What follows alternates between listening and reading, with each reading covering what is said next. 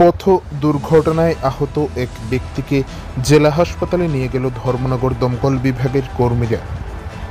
15ই August বৃহস্পতিবার দুপুর আনুমানিক 3:30 নাগাদ উত্তর ত্রিপুরা জেলার যুবরাজনগর বিধানসভা কেন্দ্রের অন্তর্গত দেওয়ানপাশা 3 নং ব্রিজ সংলগ্ন এলাকায় একটি পথ দুর্ঘটনা ঘটে।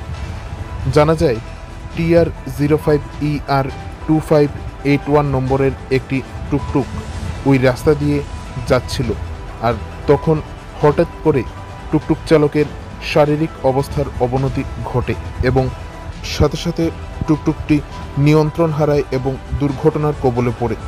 এতে টুকটুকে থাকা টুকটুক চালক রাজু ধর, যার বয়স 52 বছর, উনি গুরুতর আহত হয়।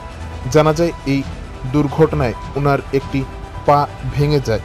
পরবর্তীতে এই ঘটনার খবর পেয়ে ঘটনাস্থলে ছুটে যায় ধর্মনগর দমকল বিভাগের কর্মীরা এবং সেখানে গিয়ে তারা আহত ওই ব্যক্তিকে উদ্ধার করে ধর্মনগর জেলা হাসপাতালে নিয়ে যায় চিকিৎসার জন্য। এই ঘটনা সম্পর্কে 15ই আগস্ট বৃহস্পতিবার রাত আনুমানিক 8টা নাগাদ ধর্মনগর দমকল বিভাগের এক কর্মী বললেন, কি হয়েছে ঘটনাটা? আমরা একটা কল পাইছি, টুকটুক চালক হঠাৎ করে যে মাথা ঘুরছে, হ্যাঁ, হঠাৎ করে পরতে রাস্তার বাইরে টুকটুকটা পড়ে গেছে। এরপরে এর পাও একটা বাংশিকটা বাংশ।